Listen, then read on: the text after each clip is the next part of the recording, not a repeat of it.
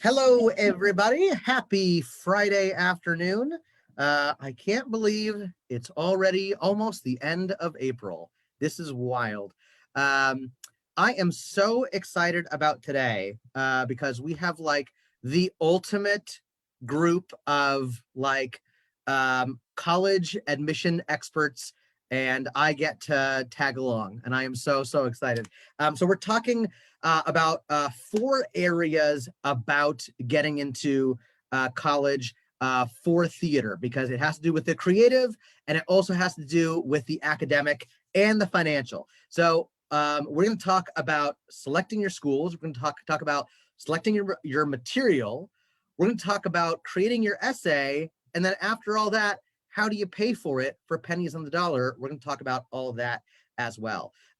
So I'd love to introduce the folks who are joining us. We're going to start with Laura, who's popping in from St. Louis. Laura, can you tell us a little bit about who you are and what you do? Sure. Hi, Drew. Thanks for having me tonight.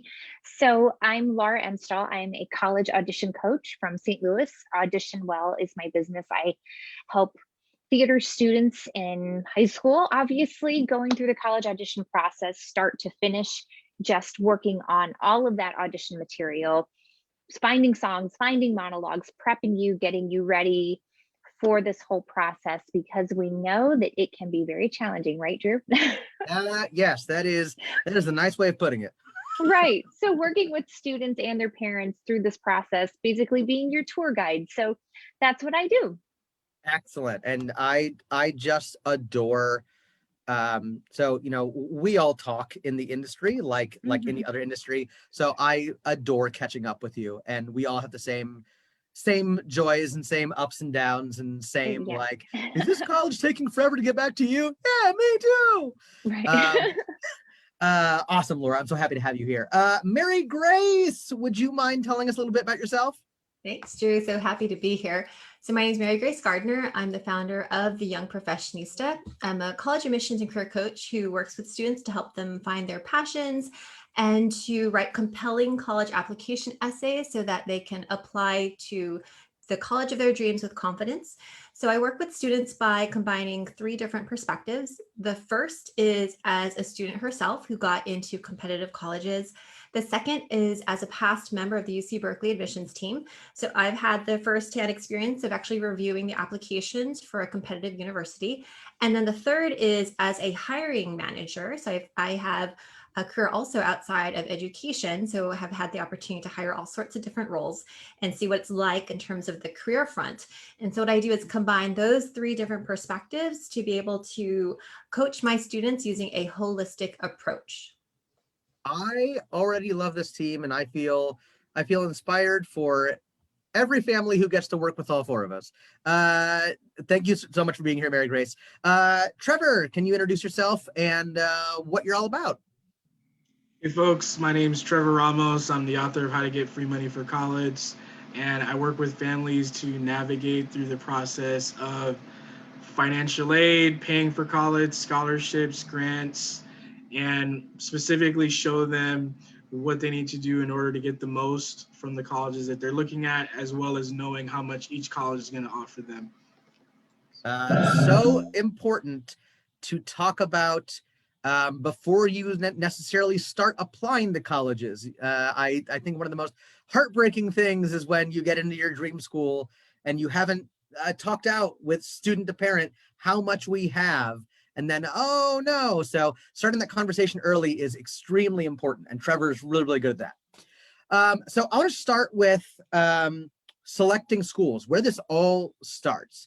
So if you are a theater student, I'll just run through what works for my students, what tends to maximize admissions, and feel free to chime in as we go, team.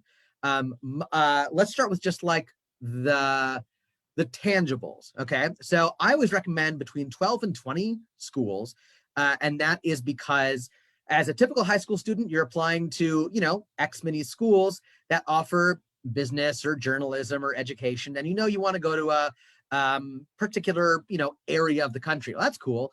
As a theater student, you have triple the amount of hoops that you have to jump through. right? So you have the academic and the essay. All right, cool. And then you have the pre-screen. All right, cool. And that's the first video audition that you are then invited to audition in person yet again. And then after that, you have one last hurdle, which is you're awesome, you're smart, you're talented. Can we use you though? And that is sometimes a hurdle that you can't overcome. I've had heads of programs message me and be like, I just saw your student. They're the most talented student I've seen all day, and I can't take them because I can't use them. I've already got mezzo belters up the wazoo, just not who I need, but they're great. So that's why we have to really, I cap it the bottom at 12. Like that's the minimum. That's a hard minimum for me.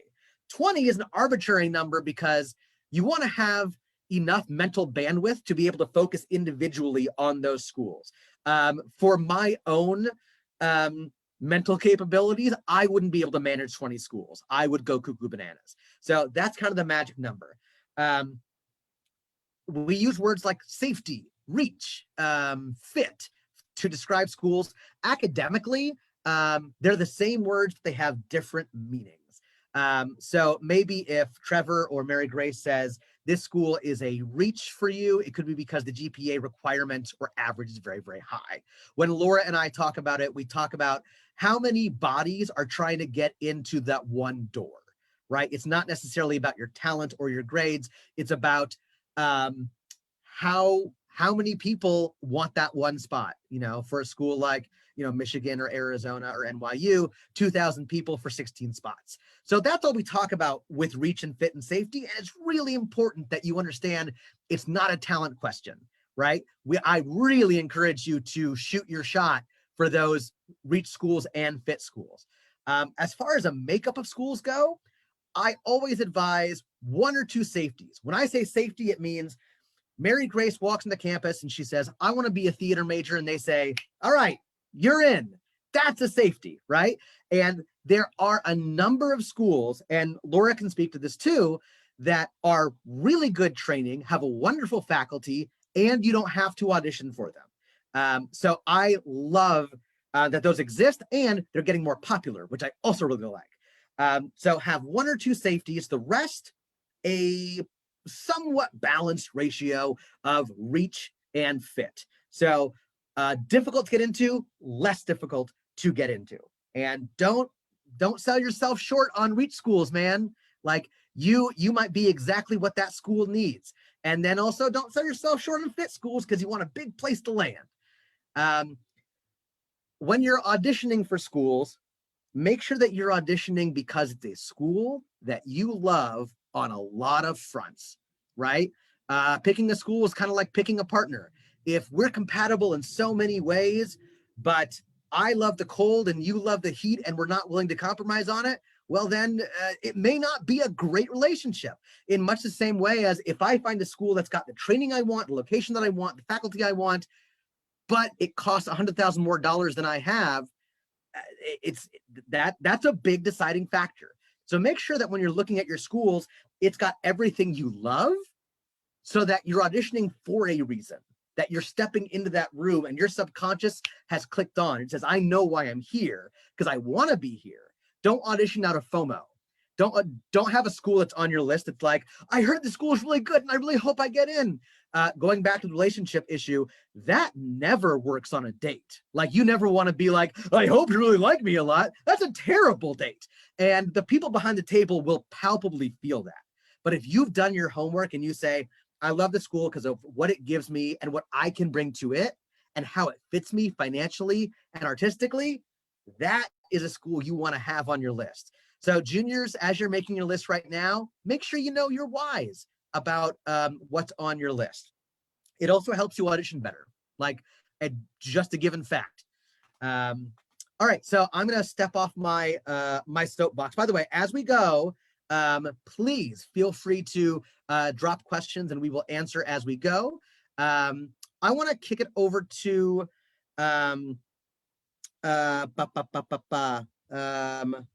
oh, that was me. Over to Laura.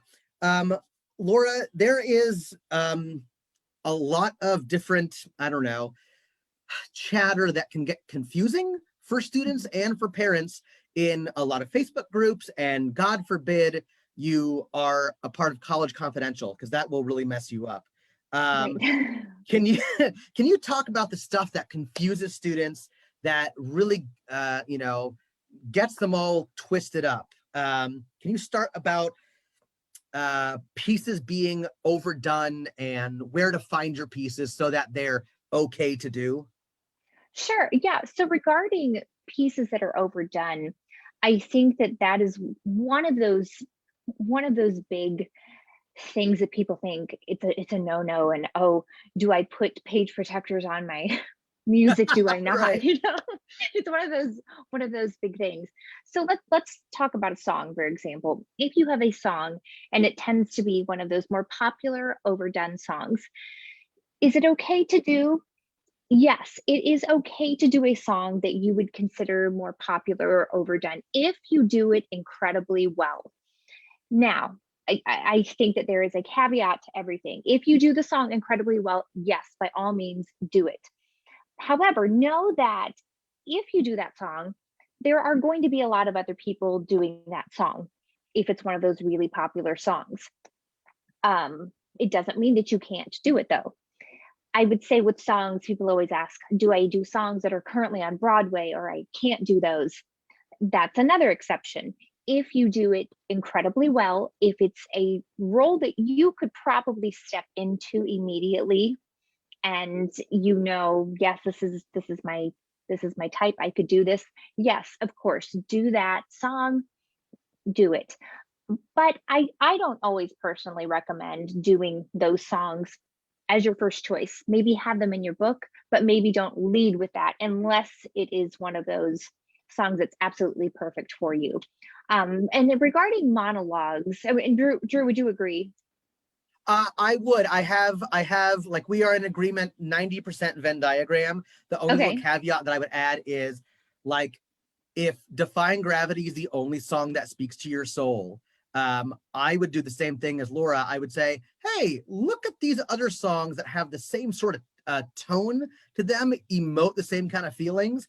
And if you throw them all into the fire and you're like, it's the only one that speaks to my soul, then do the one that you love the most. But I guarantee you, if you do some digging, like Laura said, you'll find other pieces that can cater to your expression. Yes, exactly. You're right. And I would agree with what you say as well. um, And then regarding monologues that are overdone, there are a lot that are out there that are completely overdone. If you just Google, if you're a student out there and you're trying to Google monologues for college auditions, you're going to come up with the same probably 30 monologues, which is why I don't recommend Googling monologues, because you're not going to find any. They have to be for college auditions, they have to be from a published play. They can't be from a film, they can't be from TV, or even a musical now. They changed that. They have to be from a published play. So do you go to a monologue book? That was a question. Can you use that? I think it is not a bad resource if you don't know where to start. If you're like, where do I begin? I have no idea where to start. You can use it as a resource. Now, what I like to do, here's something you can do. I have told students, you can go to that monologue book and say you find a monologue from a play. Well, then go to that play and see if there are other monologues from that character, or maybe even another character.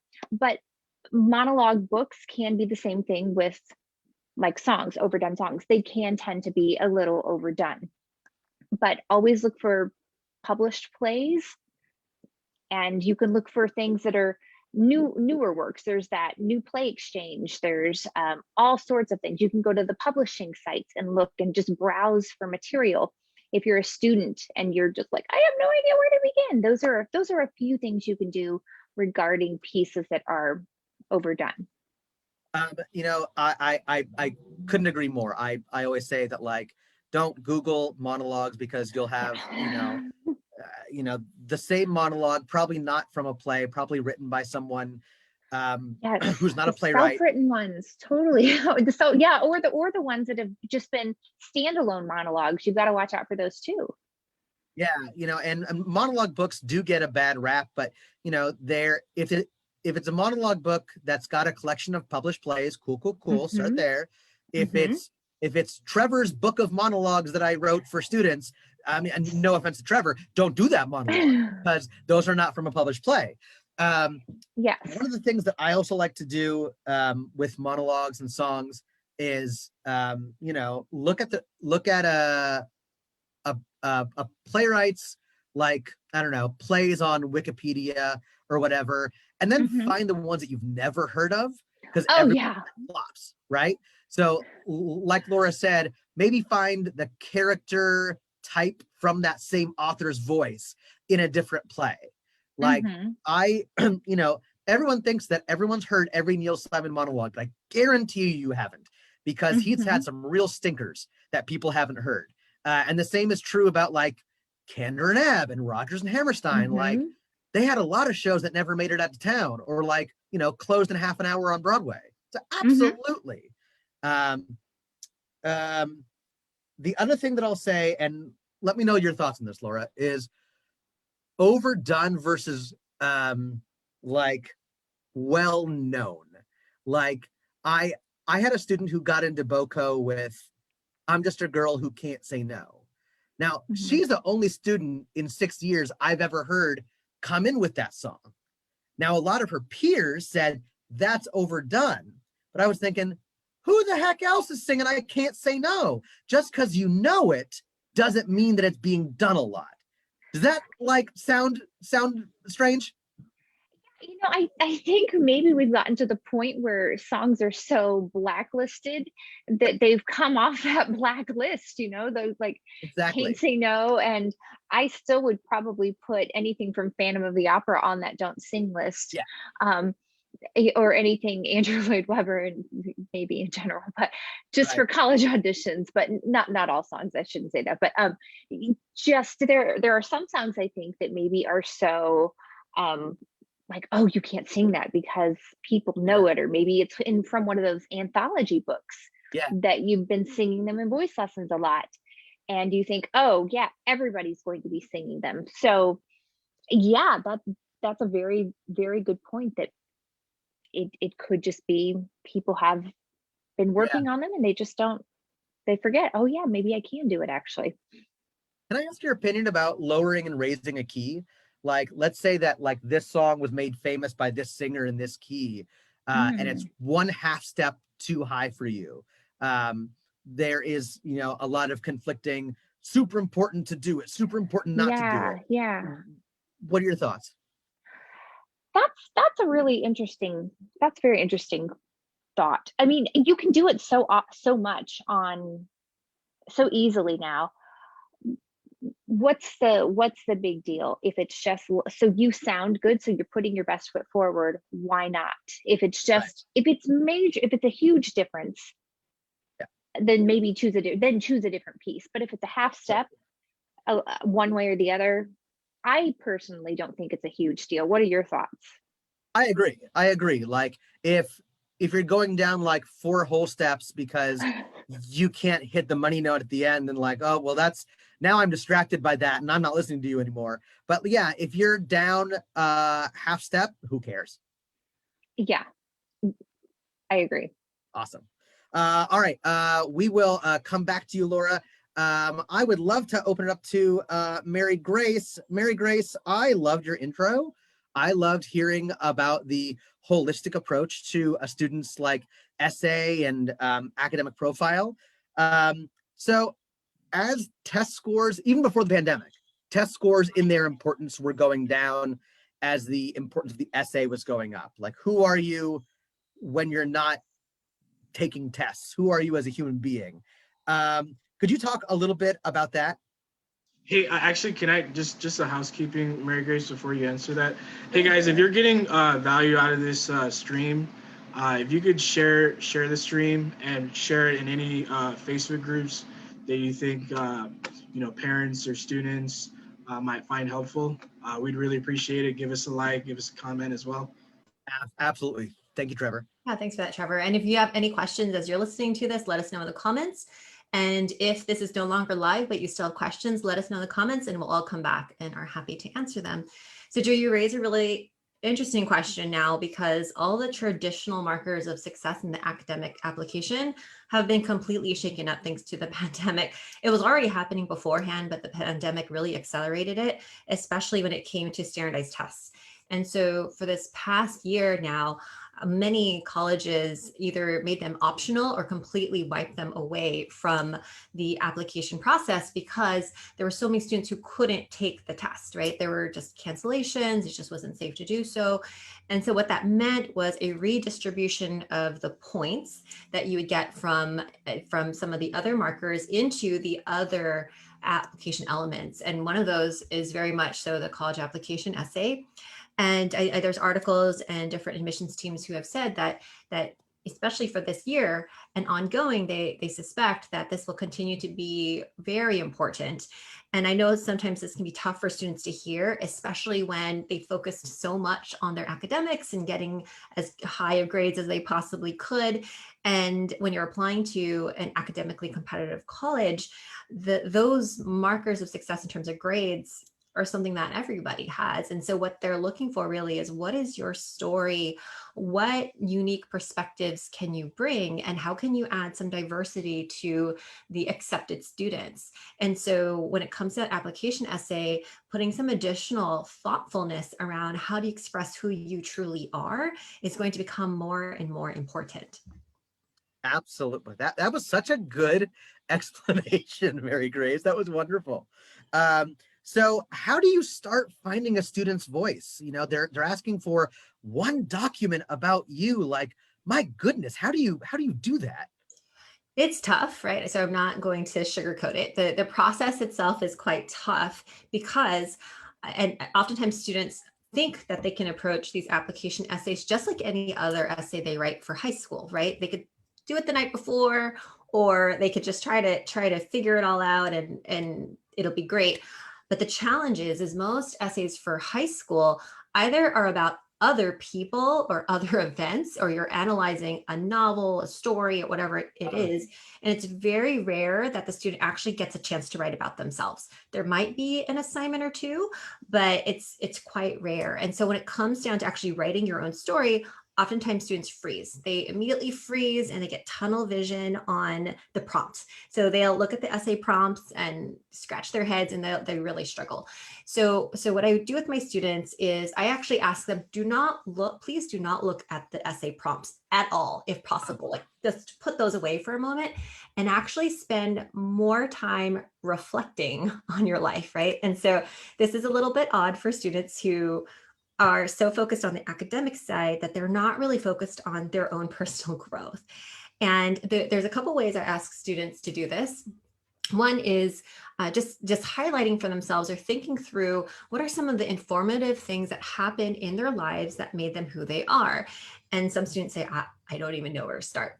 So actually a good place to start if you're a student who uses social media is to scroll through your feeds of your life throughout high school. So I say, if you have Instagram, TikTok, if you post YouTube videos, whatever it is, kind of just scroll through and see what over the past couple of years did you find important?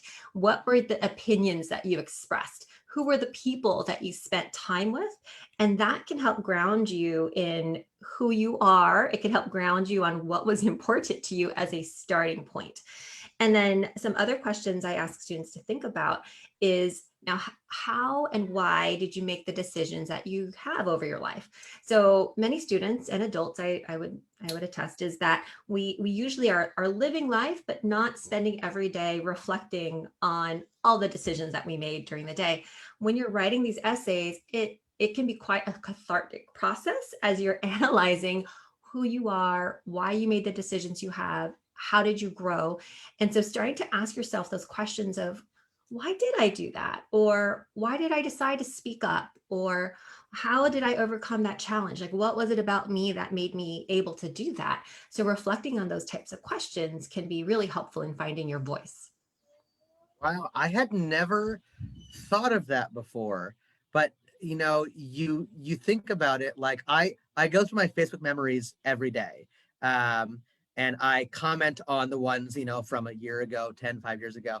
And it's funny because you can find themes in your life of like, oh, this is what's important to me.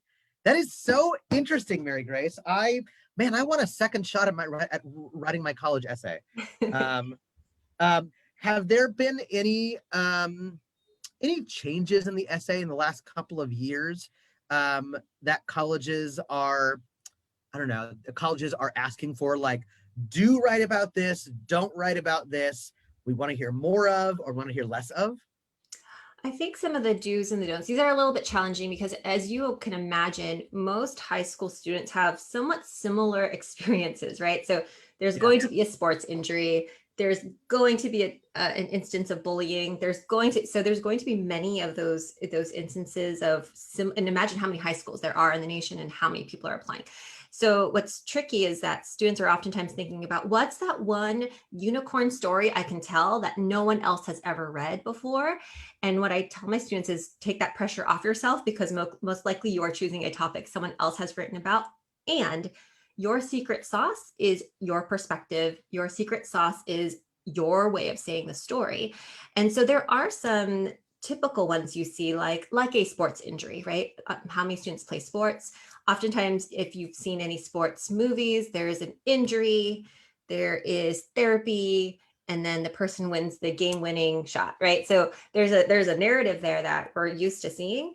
And so for my athletes who are applying, I ask them, if that is your story, what is different about it that you can highlight? What is something that you did differently? How did you grow? How did it impact how you saw the world, if that's the thing that meant so much and informed who you are today? The other thing that's a little bit, you have to be a little careful about, is colleges are very aware of programs in which you are paying to get that experience. So they're very mindful of equity, right? It's not all students and all families can afford exotic, luxurious vacations, or they can't always afford to fund a mission trip, right? And so what I ask my students to do is, don't rely just on that activity to say, oh, I flew out to this country and helped them, and that's it, right? So don't just lean on the amazingness of just the event. Really focus on yourself. What did you do? How did you grow through the experience? What impact did you make? And not lean on maybe the fancy name of the program or the fancy name of whatever the event was that you're a part of. So I think those two things are something I would recommend students to think about. I love the way that you put that the secret sauce is your experience through it, is your own unique perspective versus what they might be looking for. And Laura, I thought of you because, like, how many times do you get a student who's like, my drama teacher gave me this monologue or song, and they said it'd be great for me, and colleges want to see me crying, or they want to see me like busting them up behind the table, and like it almost seems counterintuitive, doesn't it, to say, no, you have to listen to yourself and trust that you are enough, right? Oh yeah, definitely, completely. I love that about the essay. Just hearing that from a different perspective from someone who does this all the time. That's so interesting. It's really scary for students, right? They're 17, 18, and oftentimes they want, the students I hear from or families is, well, what is it that I should write? What do they want to see? What do they want to hear? And I say, if that's the approach that you are taking it in, you are going to add so much more stress about yourself and will be just afraid to write anything, right? There's that perfectionistic tendency there, versus figuring out what is your story, what is your truth, figuring out what that is, and then retrofit it into one of the prompts. Like I mentioned at the beginning, put those prompts away, because focus on your life first and you'll have amazing events to highlight. If you don't have amazing events to highlight, that means you haven't been challenging yourself. So put yourself into a situation where you're meeting someone new, trying something different, just challenging yourself in a different way. But most students, I would say almost all students, have had some sort of growth, right, over their formative teenage years.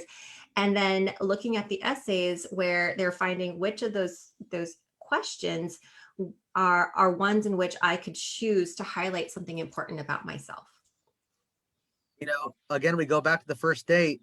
You want to be on a first date and be like, what can I do that they'll like me? Like, if I'm on a date with Laura and she's like super punk rock chick, I am not punk rock guy. I will look like an idiot if I'm like, oh yeah, I love the Ramones.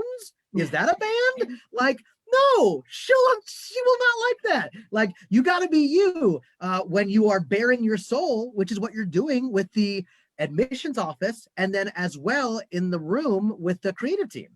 Absolutely. We talk about that all the time with auditions, right, Drew? Like you've got to be yourself. You can't try to make yourself be somebody else. And it sounds like you've got to do that on paper.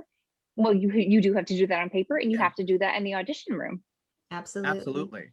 All right, Mary Grace, we will be back. Trevor Ramos, I have saved you for last because, like, I'm not gonna lie, you're gonna be the star of the show. All right, so colleges do cost some money, and I don't see them going down anytime soon. So I have a lot of questions.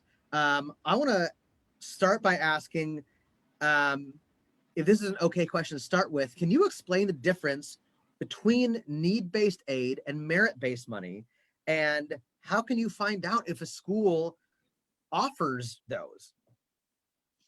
Okay.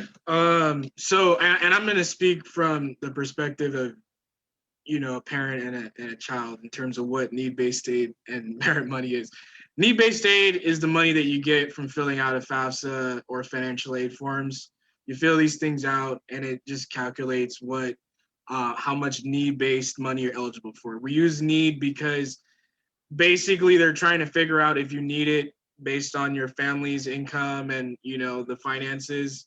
How many kids are going to school? Do you really need 10,000? Do you need 20? And then it really also has to come down to whether or not that college has enough money to give you what you need, right? Because you might need a lot of money, but you might be applying to a college that doesn't have a lot of money to give out to people who need it. You might even be applying to colleges that take a look at whether they would have to give you a full scholarship in order for you to come, and they might base the admissions decision. Now, that's not super common, but it does happen from time to time, right? And then there's merit-based money, which it sounds like it's really only given for students with high grades and high test scores, but it's all relative. I like to tell students that if they want to get any merit money, they want to be say in the top 25% of students that are applying to that college. And how do you find that out? You could just look up what the average GPA of kids who get in here by looking at collegedata.com or collegeboard.com. They'll say, 25% of the students that apply to this school have a 3.75 or higher, or some schools, 90% have a 3.75 or higher. So if you're applying to a school where you have a 3.5 and that having a 3.5 puts you in the upper quarter, that means that if that school gives out any merit money, that you will more than likely get it automatically. Usually you don't have to apply, by an extra deadline or anything like that. It's usually just automatically given out at most colleges. And, the way that how much money a school gives out, same two sites. College Data will tell you, I think it's called non-need based aid. So they'll tell you how much money is given out for people who did not have a need and what amount that is. So what I like to focus on is what, schools that give out over $10,000 a year based on academic merit. So this is a school that's going to give you, if you're in the top 25%, they're going to give you at least $10,000 a year. And it's going to be automatically considered. And then there are other schools where, you have to apply by a certain deadline. There's a certain GPA cutoff. There are larger scholarships at these schools that you could also compete for, but that's kind of, merit-based aid in a nutshell. And just to say something that's kind of unpleasant, but is a truth, artistic programs aren't packing the same kind of dollars that football programs or the admissions office are. Right. So like if I go to apply to, a big musical theater program, they have some money and they'll spend it on me, but they don't have what the athletic program has or what the financial aid office has. Correct? Yeah. So, I mean, you just gotta, think of it, if you're applying as an artistic performing arts student, you can think of the money that you can get from the colleges in 3 different buckets. It can be because of your artistic ability, it can be based on your need, and it can be based on your merit. You know, you might not get a lot of artistic money, but you might get a lot of merit money. You may not get any merit money, but you get a lot of need-based money. And, you know, each of the schools that you're looking at, like right now I'm looking at a list of schools that Drew has sent some of his kids to, right? And I see on there University of Michigan, I see Syracuse, I see Carnegie Mellon. I look at Carnegie Mellon, I say it's pretty hard to get an academic merit scholarship in Carnegie Mellon, right? But if you look and you have a need, you might be able to get $30,000-$40,000 just based on financial aid forms from that school. So you also don't want to avoid the school just because it's expensive. You just want to be able to see of all the 3 brackets of money you can get from them, how much that would be, and then subtract it from what they're charging, and that way you can get an idea how much that school is going to cost you. That's great. Can you talk a little bit about how I can get money? Is there money outside of what a college can give me? Are there other resources for aid? Yeah, I mean, you know, the first thing that I try to bring to people's attention, especially if, you know, they're not getting, you know, they've already maximized all the need money and all the merit money, and they've already seen where they're at in terms of talent scholarships and all that, is to look at becoming a resident advisor at your school. It's called an RA. So students who live on campus, there's usually one person in that dorm who is responsible for communicating with all the students on that floor. They get free housing. Housing right now at some of these colleges is more expensive than a tuition. So, you know, if you get an RA position, which you have to be going to the school for at least a year and living in a dorms for at least a year, you can get your housing waived, which is worth between $8,000 and $19,000 a year, depending on the area. So if the school is in New York or if the school is in Missouri, you know, that's the difference in what the free housing would be worth. But that's something you could do outside of the 3 buckets that I talked about. Another thing you could do is you can look at, I like to talk about private scholarships. Now, I talk about private scholarships as dessert, because after you've maximized the money from the other 3 areas that we talked about, then you can look at other things you can do. Almost every city in America has a Rotary, a Lions, a Kiwanis club. Many of these organizations have speech competitions, or they have scholarships that they set aside. Some of the cities that you live in actually have a scholarship, and I've worked with some cities, and I'll find out that only 6 people applied to the city scholarship, right? That's, you know, worth $1,000-$2,000, and sometimes they don't even give it out to everybody because there just weren't enough qualified applicants that met the criteria. You know, if you guys have a credit union that you use, some credit unions actually have scholarships if you've been a member for, you know, 1 or 2 years, right? And then of course there's websites that you could look at. I like CapEx and goingmerry.com as websites you can look, and you just want to make sure you're targeting scholarships that are up your alley. If you can act, check out the speech competitions though, because, you know, that's an easy $500 if you could find one and do your thing at some of these competitions. It'll be your first exposure, kids, to the world of corporate entertainment. You get $500 for half an hour. Totally. So we, you know, not everyone's timeline is the same. I know that some academic advisors start like, you know, 8th grade, 9th grade. Let's get you in shape for all this kind of stuff. You know, I'll start working with students if they really want in 10th grade, but at that point, I'm really hands off. I'm just talking about like, okay, maybe what classes you can take, what community theater productions to audition for, camps over the summer, but we're not working too hard. Laura, when do you typically start working with your students? Hardcore junior year, but I'll do pre-college audition prep sophomore year if they, you know, if they're those ambitious students, and that's getting them ready just like you do. Yeah. What about you, Mary Grace? When do you start picking a student's brain? So for application essays, I have students work on it the summer before 12th grade because when it comes to the essays, they're not due until November, December, January. However, most seniors who are college bound are taking a really rigorous load. And for those pursuing musical theater, it's quite busy during that season. And so making sure people are actually getting it done over the summer can cause so much more relief when you're seeing everybody else in the fall at school scrambling to get that together.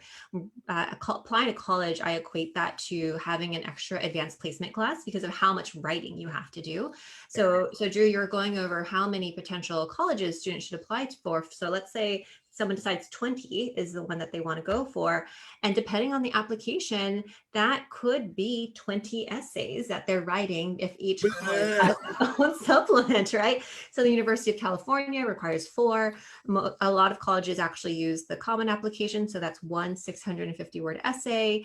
And then when it comes to all the other things, there might be smaller essays you have to write. So just imagine back-to-back essay writing. And it's not, again, just a quick little, let me write a summary. It's let me think about my life and highlight all the important elements. And so I really advise students to pace yourselves. You want to enjoy as well your last summer before graduation and get some of that work done so then you can spread out that joy throughout senior year. And then when it comes to preparing for college, I do have some students as early as 9th or 10th grade, but it's not so much focused on let's get you all ready for college and the college planning steps. 9th grade is really focused on a successful transition from middle school to high school because it's just a different pace, different difficulty. And 9th, 10th grade really is the focus there for me is really on how do we find what you're passionate about and what is it that you're excited by? What kind of difference do you want to make? What kind of impact do you want to make on your community? And how do we also make sure you have good habits around studying? And so it's more around how do you get yourself ready for the marathon that will happen when you're applying for college. Oh, that's a good way of putting it. Oh, I like that. Trevor, when do you start working with students and their families? So I just like to catch them before they're selecting colleges or as they're selecting colleges. That way we can, not only make sure it's an academic fit, social fit, but it's a financial fit as well. And that they know, because some schools will post right on their website, if you got a 3.5, we're going to give you $10,000 a year. Some of these schools they look at your tax returns from 2 years back. So that also has, gives us some time to, talk to your tax person or that way, what income you're going to be when you're actually applying for that first year of financial aid. Yeah, cool. And just to sort of clarify what Laura and I talked about, like I really start making that school list. I really like to do it in like March or April of junior year as you're wrapping up your junior year. And it's a liquid, list. Your passions will change. You might tour and be like, oh, Notre Dame, I don't like it. I want to choose somewhere else. And that's totally cool. Actually, can I mention? I sorry, I mean to cut you off. No, go ahead. Actually, I forgot to say something. So what I also should say, when is not the right time to start thinking about financial aid and paying for college. So that's a challenge for me, is because a lot of parents won't think about this until the awards have actually come out, right? So right now it's May 1st. If you've got a senior, you have like 7 days to pick your college, right? And that first tuition payment is due in August. And that's when people come to me and they say, hey, we got into this school, it's 50 grand a year. What can you do about it? So that's why, I try to talk to you guys while you're selecting colleges, before you apply, so that if I get into this school, they're going to give me this much money, so on and so forth. That's a great point. So at the same time that we're building a school list because it has musical theater and you can minor in dance, and that's really important to you, we also have to be looking with Trevor at what do the financials look like. I want to be able to do all the things that I want to be able to do, including pay for this school. So that's got to be thought about at the exact same time. I like to say this over and over again. The idea of a college is the tools, not the schools, right? So the idea is you graduate with tools that help you get jobs. And that's like the technique and the training and maybe some networking or whatever, reps on stage. And you don't have to have 5 side hustles just to pay your rent and your student loans. The fact that you only have to have, maybe one survival job means that you can do voice class and dance class and acting class, and you can go to audition. You have all this freedom that someone else doesn't, because they went to the super pricey school that had the great name on it. But now, oh boy, they can't do anything else but work and try and pay off their student debt. So what's the point of going to school if you can't audition? You know what I mean? I'm off my soapbox, but Laura, go ahead. Well, yeah, I just wanted to add on to what you were saying.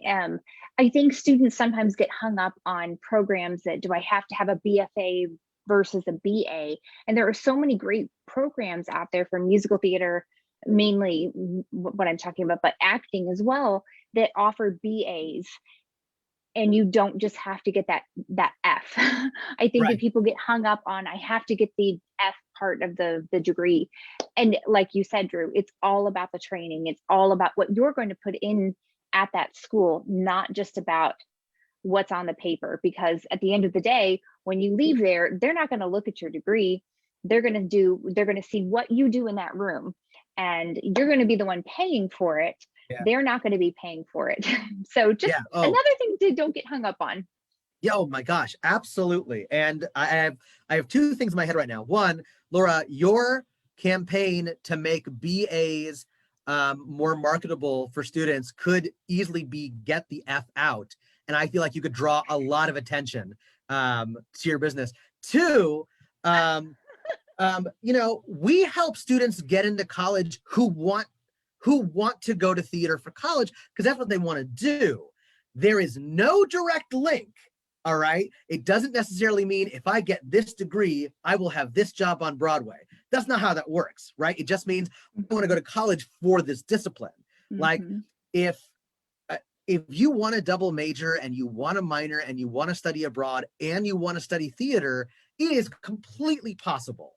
And don't let the message boards and other voices tell you otherwise, that the only way to make a living in theater is to get a BFA. And total hogwash. Like, I've been a professional actor for a long time, and that is a BA in general theater studies. So it doesn't matter really where you come from. If you win the Heisman Trophy, who cares the first season of your NFL career? Because it doesn't matter, you're done. So now you got to prove yourself on the field, just like you have to prove yourself in the audition room. My soapbox is very large and I cannot get off of it. I am so sorry. We have a question from Beth. Beth says, artistic rewards in my experience from BFA dance was very good. She was offered between $500 and $2,000, but a couple of her colleges gave her full tuition for artistic because they really wanted her. That is amazing. Wowie, wow. That's incredible. And she says, but she decided to transfer, and I called back at some schools that offered talent money, and they said it was earmarked only for freshmen. Yes, that is true. I have noticed that a lot with a lot of my students, is there is special money that is just for freshmen and not necessarily for transfers. So that is something to also be aware of. All right, I would love to know more about how folks can follow you and get in touch with you. So Laura, how can the people find you should you wish to be found? Sure, you can find me at Audition Well. Do you see that back there? Instagram, Facebook, mainly Instagram is where I hang out. So find me there. If you have questions, you can message me, or find me at www. Do you even need to say that anymore? auditionwell.com. And I'm happy to answer any questions you might have if you want to talk further about this process or answer any questions about songs, monologues, etc. So thank you, Drew, for having me. You have a dial-up modem at your house, Laura. You're starting everything with www. Hold on, my landline's ringing. Give me a second. Get off the phone, kids. I want to use the internet. All right, Mary Grace, how can the people find you? So the best way to get in touch with me is actually to claim a free gift that I have called the College Prep Checklist, which is a checklist for students in grades 9th through 12th and their families to help them keep everything organized and highlight all the main steps that you need to take to prepare for college. You can find it at thecollegeprepchecklist.com. Easy peasy. Awesome. Thank you. Trevor, how can the people find you? You can find my book on Amazon, How to Get Free Money for College. You can also find my website, collegefundingremedies.com, collegefundingremedies.com. Perfect. I want to thank all of you so very much. This has been so helpful for so many people. We had a lot of viewers on this, and I hope everyone benefited from it. Thank you so much. And this, if you're watching this in the replay, on the encore, if you have a question for Laura or Trevor or Mary Grace, I will relay it to them and get an answer for you. All right. Thank you, everybody. Bye-bye. Take care. Yeah. Thank you.